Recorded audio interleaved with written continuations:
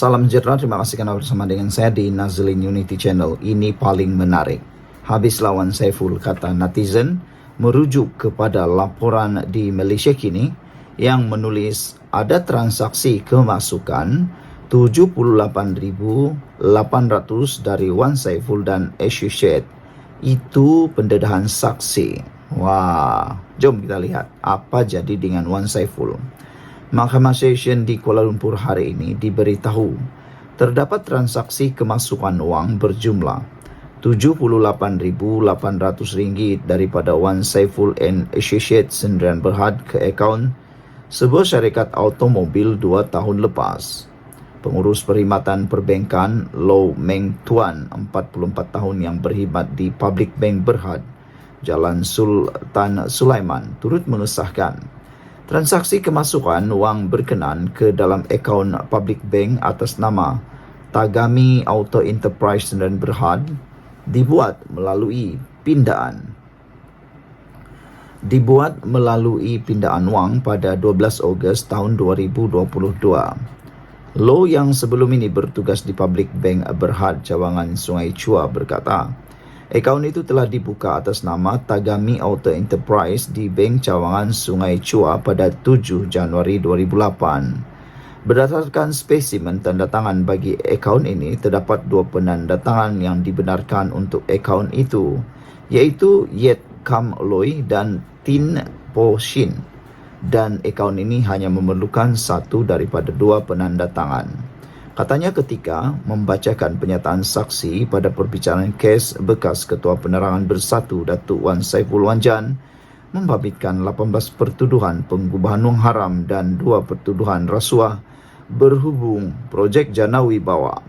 Sebelum ini Wan Saiful sebagai pengarah syarikat W Advisory Group Sdn Bhd didakwa memindahkan wang hasil daripada aktiviti haram berjumlah RM78,800 daripada akaun CIMB Bank Berhad milik syarikat itu ke akaun Public Bank Berhad milik syarikat Tagami Auto Enterprise Sdn Bhd sebagai bayaran bagi pembelian sebuah kereta jenis Ford Ranger.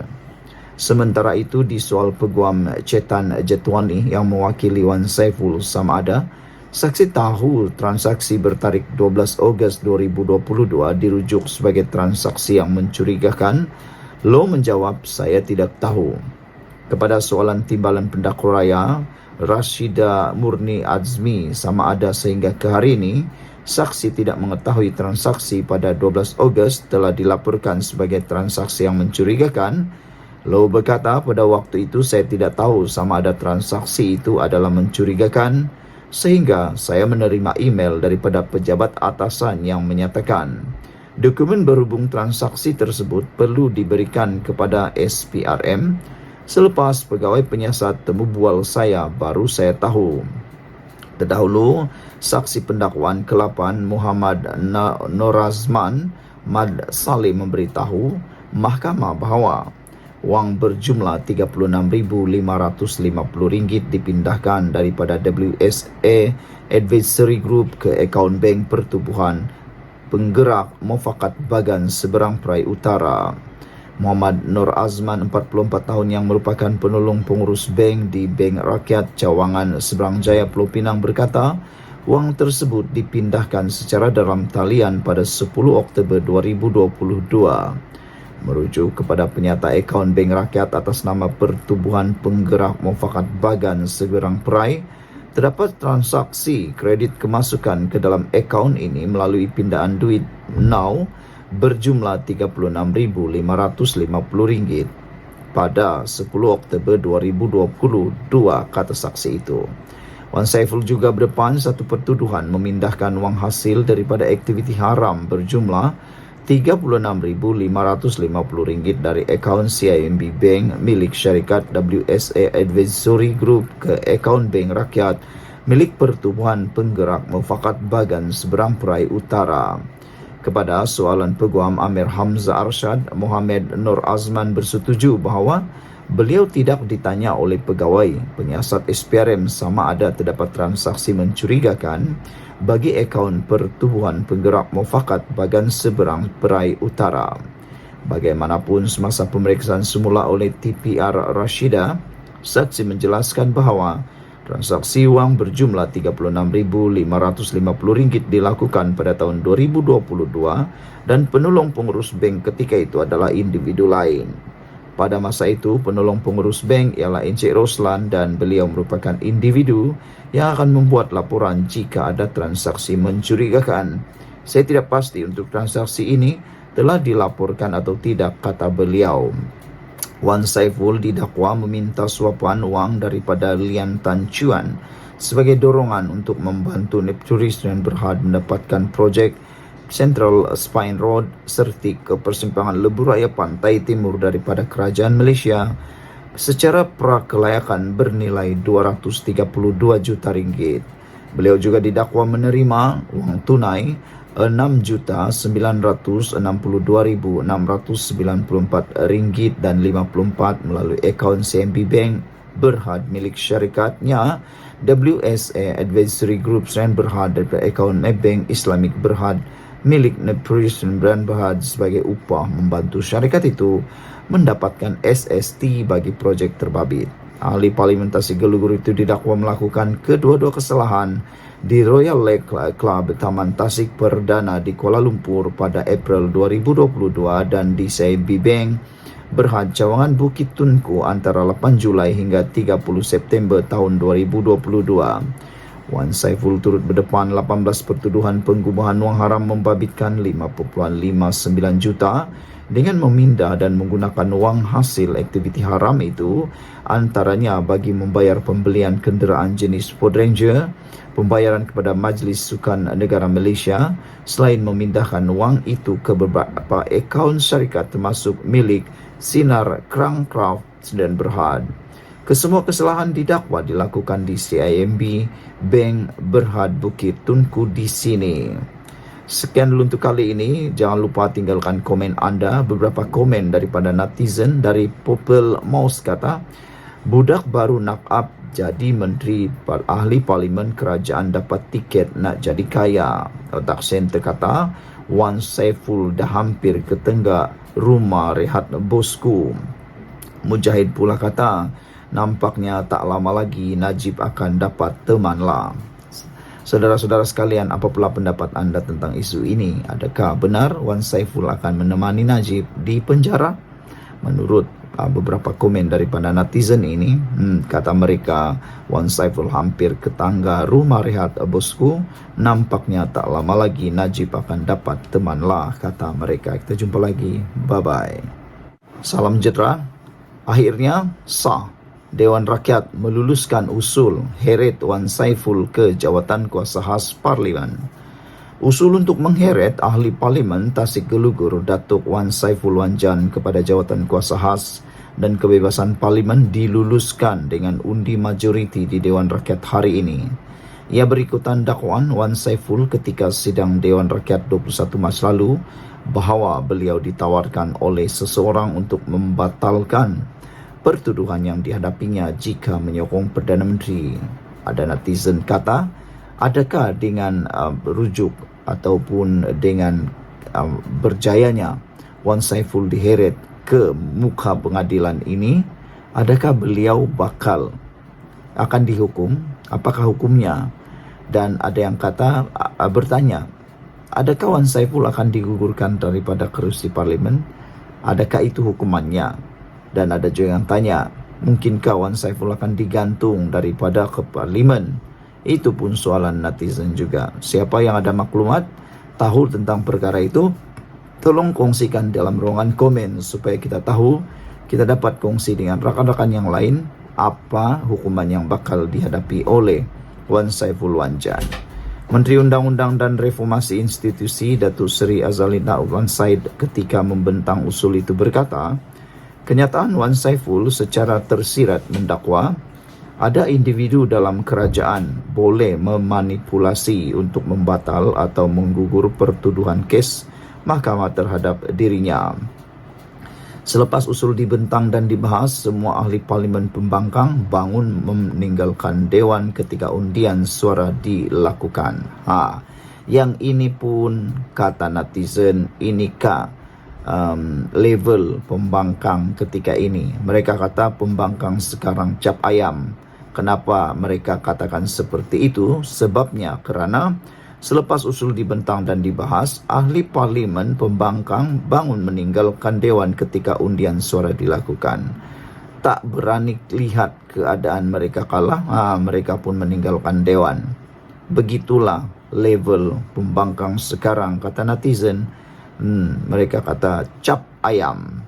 Berdasarkan usul yang dibaca azalitna, jawatan kuasa hak dan kebebasan parlimen akan membuat penentuan sama ada kenyataan tersebut mengelirukan dewan serta merosakkan kepentingan pihak-pihak yang berbicara dalam kes terbabit.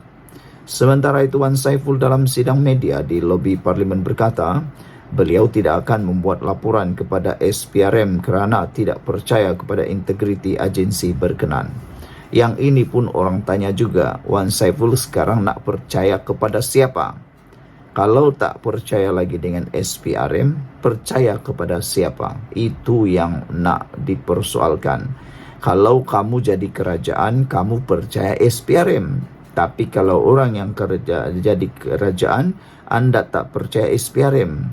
Tapi kalau orang yang kena siasat oleh SPRM, anda percaya SPRM. Tapi kalau diri sendiri disiasat SPRM, anda tak percaya SPRM. Itu dia. Itulah dia. Coba bayangkan kalau saya pergi SPRM, kata Wan Saiful, agak-agak siapa yang kena tahan? Memanglah yang kena tahan tu orang yang disiasat. Saya terus terang, saya sebut, saya tiada kepercayaan kepada institusi SPRM, kata Wan Saiful lagi. Itulah, sekarang ni dia nak lapor siapa pun tak tahu. Sekian dulu untuk kali ini. Jangan lupa tinggalkan komen anda. Kita jumpa lagi. Bye-bye. Salam sejahtera. Anwar gurau sedia rombak kabinet untuk selamatkan Perdana Menteri. Ramai orang yang cuba membuat spekulasi. Kononnya Anwar Ibrahim boleh membuat rombakan kabinet pada bila-bila masa. Adakah Anwar Ibrahim sanggup memecat menteri-menteri yang tidak kompeten, kata mereka.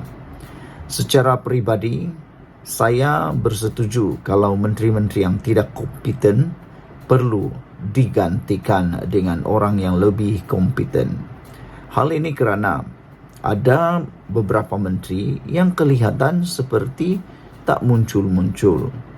Kadang-kadang Anwar Ibrahim kesian juga, terpaksa mempertahankan diri sendiri. Seakan-akan ada menteri yang tak wujud.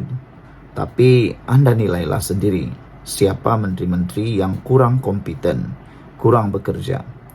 Jadi apabila Anwar Ibrahim bergurau sedia rombak kabinet untuk selamatkan Perdana Menteri, ini menarik perhatian ramai penganalisis politik dan juga pemerhati politik meskipun dia berseluruh. Perdana Menteri Anwar Ibrahim secara berseluruh berkata dia sedia membuat rombakan kabinet sekiranya prestasi Malaysia gagal meningkat dalam ranking daya saing dunia Institut Antarabangsa bagi Pembangunan Pengurusan pada tahun hadapan. Bercakap pada Majlis Mesyuarat Tahunan Dewan Perniagaan Amerika Syarikat di Kuala Lumpur hari ini, Anwar menjelaskan tindakan sedemikian untuk menyelamatkan Perdana Menteri. Merujuk kepada laporan daya saing dunia, satu kritikan utama adalah kegagalan kami atau sekurang-kurangnya kekurangan keazaman dan komitmen untuk melaksanakan beberapa langkah yang kelihatan tidak popular, tetapi kami melakukannya. Jadi pada fikiran saya, itu dengan sendirinya akan menyelesaikan komponen utama kritikan terhadap prestasi ekonomi di Malaysia. Saya berharap insya-Allah tahun hadapan akan mencatat laporan yang lebih baik, kata Anwar. Jika tidak, anda tahu, saya akan dipaksa untuk membuat rombakan kecil dalam kabinet. Itu sahaja cara selamatkan Perdana Menteri, katanya bersambut gelak ketawa hadirin. Anwar berkata demikian ketika memperincikan keputusan-keputusan kerajaan seperti subsidi diesel bersasar dan pelarasan tarif elektrik yang dilihat sebagai tindakan tidak popular. Pagi tadi ketika berucap di Dewan Rakyat, Anwar mengakui kelemahan kerajaan di bawah kepimpinannya berikutan penurunan kedudukan Malaysia sebanyak 7 anak tangga pada ranking daya saing dunia bagi tahun 2024. Semasa sesi soal jawab Perdana Menteri, Anwar mengambil maklum laporan itu dan menggesa pendekatan yang lebih telus terhadap tadbir urus. Anwar berkata dia telah mengarahkan kabinet untuk meneliti laporan tersebut secara menyeluruh dan membincangkan secara terbuka penemuannya. Ada memang kelemahan yang harus diperbaiki, cuma saya minta perhatian bahawa secara umum laporan itu masih mengekalkan kedudukan kita sebagai ekonomi yang stabil, katanya. Malaysia jatuh ke tangga ke-34 tahun ini dari tempat ke-27 tahun lepas dalam ranking IMD yang merupakan laporan tahunan komprehensif dan titik rujukan seluruh dunia mengenai daya saing negara. Sebelum ini, bekas Perdana Menteri Muhyiddin Yassin membidas Anwar mengenai perkara itu. Menteri Pelaburan, Perdagangan dan Industri Tengku Zafrul Abdul Aziz sebelum ini menyatakan kedudukan itu akan bertambah baik memandangkan negara kini dipacu oleh peningkatan ekspor produk berteknologi tinggi. Anwar ketika berdiam diri apabila ditanya sekiranya dia akan merombak kabinet akibat kejatuhan ranking itu. Sekian dulu untuk kali ini, jangan lupa tinggalkan komen anda. Salam sejahtera, terima kasih karena bersama dengan saya di Nazilin Unity Channel. Ini isu yang paling hangat berkaitan dengan MAHB. MAHB tidak pernah dijual kepada pihak asing, kata Anwar Ibrahim, mengulas isu yang dimainkan oleh para pembangkang. Ini pencerahan yang harus anda tahu dan share kepada semua orang, karena di luar sana ada banyak maklumat yang bohong, fitnah dan tak benar, dispin, ditunggang dan sebagainya. Perdana Menteri menegaskan Malaysia Airport Holding Berhad tidak pernah dijual kepada pihak asing dan terus kekal menjadi milik Malaysia. Datuk Seri Anwar Ibrahim berkata, dakwaan kononnya MAHB dijual menerusi pemilikan syarikat asing adalah sama sekali tidak berbangkit. Malah katanya, pegangan saham majoriti MAHB dikuasai Khazanah Nasional dan kumpulan wang simpanan pekerja KWSP, iaitu sebanyak 70% meningkat berbanding 40% sebelumnya. Menurut Anwar Ibrahim yang juga Menteri Kewangan, jawatan pengurusan utama iaitu pengurusi MAHB dan Ketua Pegawai Eksekutif MAHB juga masih diterajui rakyat Malaysia. Anwar berkata demikian menjawab soalan Datuk Muhammad Shahar Abdullah, BN Paya Besar pada waktu pertanyaan-pertanyaan menteri hari ini. Muhammad Shahar meminta Perdana Menteri menyatakan penjelasan terhadap keputusan konsortium syarikat pelaburan berkaitan kerajaan terhadap penjualan saham MAHB itu. Terdahulu, isu pemilikan sebahagian saham dalam MAHB oleh Global Infrastructure GIP yang ada kepentingan BlackRock hangat diperkatakan. Saudara-saudara sekalian, itu adalah penjelasan tepat jelas daripada Anwar Ibrahim. Kalau ada spekulasi dan masih ada yang bercakap-cakap tentang cerita kononnya pemilikan sebahagian saham yang hangat diperkatakan, itu adalah kurang tepat. Yang tepat, kata Anwar Ibrahim, sekali lagi ditegaskan, MAHB tidak pernah dijual kepada pihak asing. Dan yang menariknya, Anwar Ibrahim menyatakan pegangan saham majoriti MAHB dikuasai Khazanah Nasional dan KWSP, iaitu sebanyak 70% meningkat berbanding 40% sebelumnya. Makna kata penguasaan oleh Khazanah Nasional dan KWSP semakin kuat dalam saham majoriti MAHB. Itu yang tepat dan anda harus kongsikan. Sekian dulu, kita jumpa lagi. Bye-bye.